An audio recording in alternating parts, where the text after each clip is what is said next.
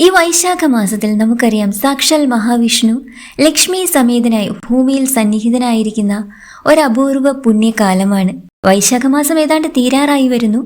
ഭഗവാനും ദേവിയും ഈ ഒരു പുണ്യമാസത്തിന്റെ അനുഗ്രഹങ്ങൾ മുഴുവൻ നമുക്ക് ചൊരിഞ്ഞിട്ട് തിരിച്ച് വൈകുണ്ഠത്തിലേക്ക് പോകാറായി നിൽക്കുന്ന ഈ ഒരു സമയത്ത് മനസ്സറിഞ്ഞ് ഭഗവാനെ വിളിച്ച് നിങ്ങൾ എന്തും ചോദിച്ചോളൂ, ഭഗവാൻ അത് സർവ്വവിധ അനുഗ്രഹങ്ങളോടും കൂടി അനുഭവവേദ്യമാക്കി തന്നിരിക്കും. യാതൊരു സംശയവും വേണ്ട.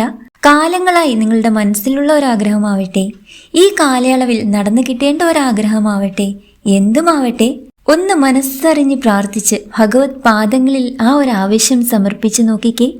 നിങ്ങൾ പോലും അത്ഭുതപ്പെട്ടു പോകുന്ന വിധത്തിൽ ഭഗവാൻ അത് നിവർത്തിച്ച് തന്നിരിക്കും. യാതൊരു സംശയവും വേണ്ട കേട്ടോ. അങ്ങനെ ഈ വൈശാഖ മാസത്തിന്റെ പുണ്യത തീരാറായി നിൽക്കുന്ന ഈ ഒരു സമയത്ത് വൈശാഖ മാസത്തിലെ അവസാന ഏകാദശിയായ അതിവിശിഷ്ട അപര ഏകാദശി വന്നെത്തിയിരിക്കുകയാണ്. കൃഷ്ണപക്ഷ ഏകാദശിയാണ് അപര ഏകാദശി. വൈശാഖ മാസത്തിലെ അവസാന ഏകാദശി എന്ന പ്രത്യേകതയും കൂടി ഈ അപര ഏകാദശിക്കുണ്ട്.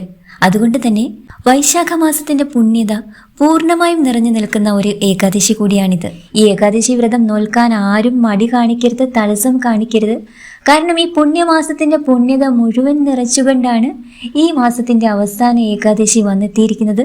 ഞാൻ പറഞ്ഞു, സാക്ഷാൽ വിഷ്ണു ഭഗവാൻ നിങ്ങൾ മനസ്സറിഞ്ഞ് എന്ത് ചോദിച്ചാലും നടത്തി തരുന്ന ഒരു അപൂർവ ഏകാദശിയാണ് ഈ അപര ഏകാദശി എന്ന് പറയുന്നത്. അതുകൊണ്ട് തന്നെ ഭക്തജനങ്ങൾ എല്ലാവരും തന്നെ ഈ ഒരു പുണ്യമാസത്തിലെ അവസാന ഏകാദശി വ്രതം നോൽക്കാൻ ഒരു തടസ്സവും കാണിക്കരുത് കേട്ടോ. ഈ പുണ്യ വൈശാഖ മാസത്തിലെ അവസാന ഏകാദശി അനുഷ്ഠിക്കുന്ന രീതി എങ്ങനെയാണ്, ഏകാദശി തിഥി, ഹരിവാസര പാരണ സമയങ്ങൾ, ഇതെല്ലാം പൂർണ്ണമായി നമുക്കൊന്ന് അറിഞ്ഞിട്ട് വരാം.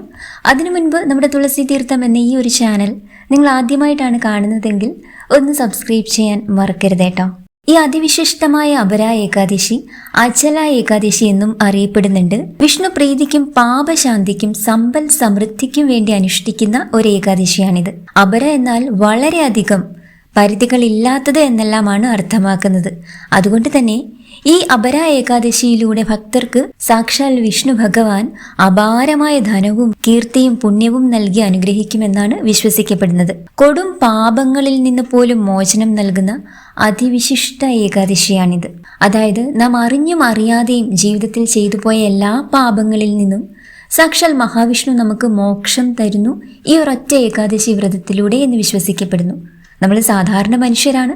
ചില സമയങ്ങളിൽ മനഃപൂർവ്വം അല്ലെങ്കിൽ പോലും നമ്മുടെ പ്രവൃത്തികളോ വാക്കുകളോ കൊണ്ട് മറ്റുള്ളവർക്ക് ഏതെങ്കിലും വിധത്തിൽ മനസ്സൊന്ന് വിഷമിച്ചിട്ടുണ്ടാവും അല്ലേ? അങ്ങനെ നമ്മൾ അറിയാത്ത പോലും ചെയ്തു പോകുന്ന തെറ്റുകൾ, അതിൽ നിന്നും ഉണ്ടാകുന്ന പാപഫലങ്ങൾ, ഇതെല്ലാം ഈ ഒരൊറ്റ അപര ഏകാദശിയിലൂടെ പൂർണ്ണമായും മാറുന്നതാണ്.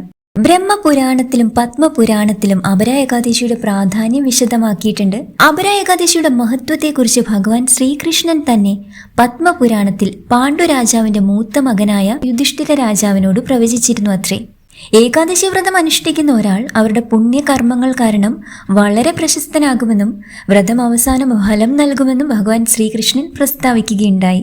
ചെയ്ത എല്ലാ പാപങ്ങളിൽ നിന്നും കുറ്റബോധം അനുഭവിക്കുന്ന ആളുകൾക്ക് അപര ഏകാദശി വ്രതം ഒരു പുണ്യ ആശ്വാസമാണ്. സ്വർണം, ഗോക്കൾ, കുതിര, ആന എന്നിവയെ ദാനം കൊടുത്താൽ എത്ര പുണ്യം നമുക്ക് ലഭിക്കുമോ അതിന് സമമായ പുണ്യം ഈ ഒരൊറ്റ അപര ഏകാദശി അനുഷ്ഠിക്കുന്ന ഭക്തന് ലഭിക്കുന്നു എന്നാണ് വിശ്വസിക്കപ്പെടുന്നത്. അപര ഏകാദശി വ്രതം അനുഷ്ഠിക്കുന്ന ഭക്തരിൽ പുത്രനില്ലാത്തവർക്ക് പുത്രനെയും ധനമില്ലാത്തവർക്ക് ധനവും ലഭിക്കുന്നതാണ്. എങ്ങനെയാണോ സൂര്യൻ അന്ധകാരത്തെ ഇല്ലാതാക്കി വെളിച്ചത്തെ പ്രദാനം ചെയ്യുന്നത്, അതുപോലെ അപര ഏകാദശി നോൽക്കുന്ന ഭക്തരുടെ സകല പാപങ്ങളും കഴുകിക്കളഞ്ഞ് പുണ്യത്തെ നൽകി വിഷ്ണു ഭഗവാൻ അനുഗ്രഹിക്കുന്നതാണ്. ഏകാദശി തിഥി ആരംഭിക്കുന്നത് മെയ് 23 പുലർച്ചെ 1:12 മുതൽ മെയ് 23 രാത്രി 10:30 വരെയാണ്. അപര ഏകാദശി ഭദ്രകാളി ഏകാദശിയുമായും ആചരിക്കപ്പെടുന്നുണ്ട്. ഭദ്രകാളി ദേവിയെ ആരാധിക്കുന്നതും ഈ ദിവസം സർവ്വ ഐശ്വര്യമാണ് നമ്മുടെ ജീവിതത്തിൽ പ്രദാനം ചെയ്യുന്നത്. അപര ഏകാദശി വ്രതം അത്യധികം ചിട്ടയോടെ അനുഷ്ഠിച്ചാൽ മോക്ഷം നേടാൻ കഴിയും. ഈ ദിവസം വിഷ്ണു ഭഗവാന്റെ 5ാമത്തെ അവതാരമായ വാമന ഭഗവാനെ, അതായത് ത്രിവിക്രമനെ പൂജിക്കുന്നതാണ് ഏറ്റവും ഐശ്വര്യം. ആരാണ് ഈ വാമനൻ, ത്രിവിക്രമൻ? നമുക്കറിയാലോ, മഹാബലി രാജാവ് തന്റെ രാജ്യത്ത് ഒരു യജ്ഞം നടത്തുകയാണ്. ഈ സമയം വാമനൻ, അതായത് നമ്മുടെ വിഷ്ണു ഭഗവാൻ വേഷം മാറി പുതിയ അവതാര രൂപം എടുത്തിട്ട് വന്നിരിക്കുകയാണ്. അദ്ദേഹം രാജാവിനോട് സ്വത്തിൽ നിന്നും 3 ചുവടുകൾ ആവശ്യപ്പെട്ടു. അതായത് മഹാബലി രാജാവിനോട് വാമനൻ 3 ചുവടുകൾ ആവശ്യപ്പെട്ടു. ആ സമയം നമ്മുടെ വാമനൻ തീരെ ചെറിയ ഒരാളാണ് ആളാണ് കേട്ടോ. പക്ഷെ മഹാബലിക്ക് മനസ്സിലാവുകയുണ്ടായി ഈ വന്നിരിക്കുന്നത് മറ്റാരുമല്ല, സാക്ഷാൽ മഹാവിഷ്ണു തന്നെയാണെന്ന് മഹാബലിക്ക് മനസ്സിലാവുകയുണ്ടായി. അദ്ദേഹം വാമനന്റെ ആ ആവശ്യം സന്തോഷപൂർവ്വം സ്വീകരിക്കുകയും ഉണ്ടായി. അങ്ങനെ 3 ചുവടുകൾ വെക്കുന്നതിന് മുൻപ് കുള്ളനായ വാമനൻ പെട്ടെന്ന് വലുപ്പത്തിൽ വളർന്ന ഒരു ഭീമനായി. തന്റെ ആദ്യ ചുവടുവെപ്പ് കൊണ്ട് ഭൂമി മുഴുവൻ നിറഞ്ഞു. രണ്ടാമത്തെ ചുവടുവെപ്പ് കൊണ്ട് ആകാശം മുഴുവനും നിറഞ്ഞു. മൂന്നാമത്തെ ചുവടുവെപ്പ് വെക്കാൻ ഭൂമിയില്ലായിരുന്നു. എളിമയുള്ള മഹാബലി രാജാവ് വാമനന്റെ മൂന്നാമത്തെ ചുവടുവെപ്പ് തന്റെ തലയിൽ വെക്കാൻ വാഗ്ദാനം ചെയ്യുകയുണ്ടായി. വാമനൻ രാജാവായ മഹാബലിയുടെ മേൽ ചവിട്ടി പാതാളത്തിലേക്ക് അങ്ങനെ താഴ്ത്തുകയും ചെയ്തു. വിഷ്ണു ഭഗവാൻ പ്രകടിപ്പിച്ച ഈ ഭീമാകാരമായ രൂപം അതിനാൽ ത്രിവിക്രമൻ എന്ന് നാമകരണം ചെയ്യപ്പെട്ടു.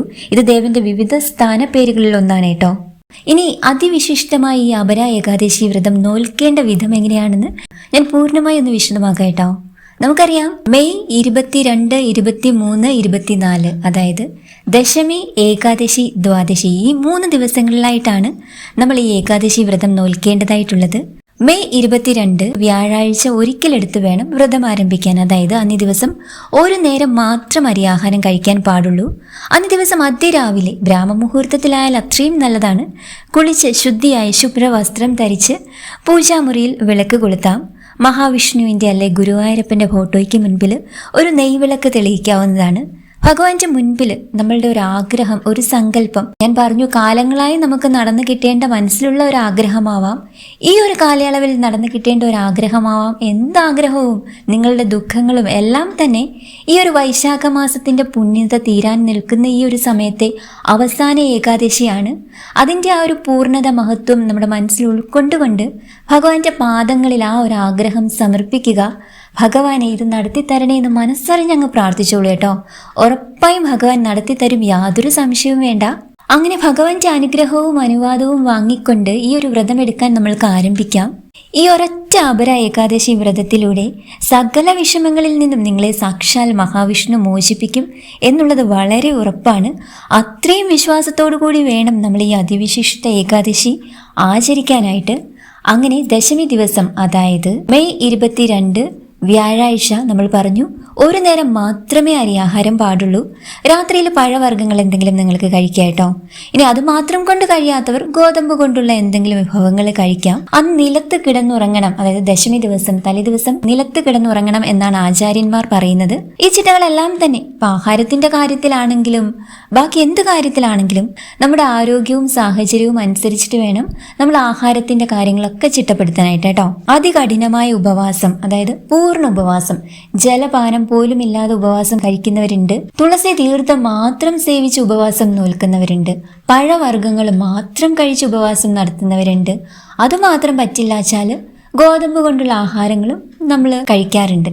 അതാണ് പറഞ്ഞത്, നമ്മളുടെ ആരോഗ്യം സാഹചര്യം അനുവദിക്കുന്നതനുസരിച്ച് ആഹാര രീതി നിങ്ങൾ ക്രമപ്പെടുത്തേണ്ടതായിട്ടുണ്ട്. നമ്മുടെ മനസ്സിന്റെ നന്മ, ഭക്തി, നമ്മുടെ പ്രവൃത്തി ഇതൊക്കെയാണ് പ്രധാനം. അല്ലാതെ നമ്മൾ പൂർണ്ണമായും പട്ടിണി കിടന്നിട്ട് വ്രതം നോക്കിയാൽ ഭഗവാൻ പെട്ടെന്ന് പ്രസാദിക്കും എന്നൊരു ചിന്തയൊന്നും ആർക്കും വേണ്ട. അങ്ങനെ ദശമി ദിവസം പൂർണ്ണമായി മനസ്സും ചിന്തകളും ഭഗവാന് സമർപ്പിക്കുക. നാവിലും മനസ്സിലും സദാ ഭഗവത് നാമങ്ങൾ നിറയണം. അന്യ ചിന്തകൾക്കൊന്നും ഇടം കൊടുക്കാതെ മനസ്സ് ഭക്തിപൂർണമാക്കി വെക്കുക. ഇനി പിറ്റേ ദിവസം, അതായത് ഏകാദശി ദിവസം മെയ് 23 വെള്ളിയാഴ്ച അതിരാവിലെ എഴുന്നേറ്റ് എണ്ണ തേക്കാതെ കുളിച്ച് ശുദ്ധിയായി ഭഗവാന് നെയ്വിളക്ക് സമർപ്പിച്ച് നിലവിളക്ക് തെളിയിച്ച് പ്രാർത്ഥിക്കുക. ഓം നമോ ഭഗവതേ വാസുദേവായ മന്ത്രം 108 തവണ ജപിക്കുക. ഓരോ ജപത്തിനും ഓരോ തുളസിയില വീതം മഹാവിഷ്ണുവിന്റെ അല്ലെ ഗുരുവായൂരപ്പന്റെ ശ്രീകൃഷ്ണ ഭഗവാന്റെ ഫോട്ടോയ്ക്ക് മുൻപിൽ സമർപ്പിക്കുക. ഇങ്ങനെ ചെയ്താൽ നിങ്ങളുടെ ജോലിയിൽ അല്ലെങ്കിൽ നിങ്ങളുടെ ജീവിതത്തിൽ ഇപ്പോൾ നേരിടുന്ന എന്തെങ്കിലുമൊക്കെ തടസ്സങ്ങൾ ഉണ്ടെങ്കിൽ അതൊക്കെ പൂർണ്ണമായും ഭഗവാൻ മാറ്റി തരുന്നതാണ്. ഈ ഒരു സമയത്ത് പ്രത്യേകമായി ശ്രദ്ധിക്കേണ്ട കാര്യം, ഒരിക്കലും ഏകാദശി നാളിൽ നിങ്ങൾ തുളസിയില നുള്ളാൻ പാടില്ല. ഭഗവാൻ ഏറെ പ്രിയപ്പെട്ട തുളസി ദേവി നമ്മളോടൊപ്പം ഏകാദശി വ്രതം നോൽക്കുന്നുണ്ട്. അതുകൊണ്ട് തന്നെ ദശമി ദിവസം സന്ധ്യയ്ക്ക് 6 മണിക്ക് മുൻപായിട്ട് നമ്മൾക്ക് പൂജയ്ക്കും ക്ഷേത്രത്തിൽ കൊടുക്കാനും ഒക്കെ ആയിട്ട് ആവശ്യത്തിനുള്ള തുളസിയിലകൾ നുള്ളിവെക്കാൻ നിങ്ങൾ പ്രത്യേകം ശ്രദ്ധിക്കേണ്ടതായിട്ടുണ്ട്.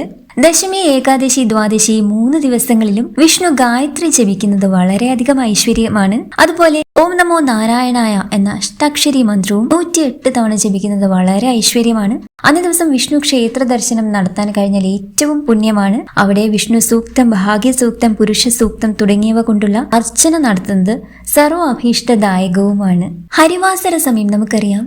ഓരോ ഏകാദശിയുടെയും ഹരിവാസര സമയം എന്ന് പറയുന്നത് ഭഗവാൻ ലക്ഷ്മി സമേതനായി നമ്മുടെ വീടുകളിൽ എത്തുന്ന അസുലഭ മുഹൂർത്തമാണ്. ഈ സമയം പൂർണ്ണ ഉപവാസവും ഉറക്കമൊഴിക്കലും വളരെ ശ്രേഷ്ഠമാണ്. ഈ അപര ഏകാദശിയുടെ ഹരിവാസര സമയം മെയ് 23 ഉച്ച കഴിഞ്ഞ് 3:42 മുതൽ മെയ് 24 രാവിലെ 3:42 വരെയാണ്. പിറ്റേ ദിവസം അതായത് മെയ് 24 ശനിയാഴ്ച ദ്വാദശി ദിവസം മലരും തുളസിയിലയും ഇട്ട തീർത്ഥം സേവിച്ച് നമുക്ക് പാരണ വീടാവുന്നതാണ്. പാരണ വീടേണ്ട സമയം മെയ് 24 ശനിയാഴ്ച രാവിലെ 6:06 മുതൽ രാവിലെ 8:36 വരെയുള്ള ഒരു സമയത്തിനുള്ളിൽ ആണ് നമുക്ക് പാരണ വീടേണ്ടതായിട്ടുള്ള സമയം. അങ്ങനെ ഈ അപര ഏകാദശി അതിൻ്റെ എല്ലാ പൂർണ്ണതയോടും കൂടി എടുക്കാൻ നിങ്ങൾക്ക് കഴിയട്ടെ. അതിൻ്റെ ഐശ്വര്യം നിങ്ങളുടെ ജീവിതത്തിലുടനീളം സാക്ഷാൽ മഹാവിഷ്ണു ഭഗവാൻ അനുഗ്രഹിച്ച് നൽകട്ടെ എന്ന് പ്രാർത്ഥിക്കുന്നു.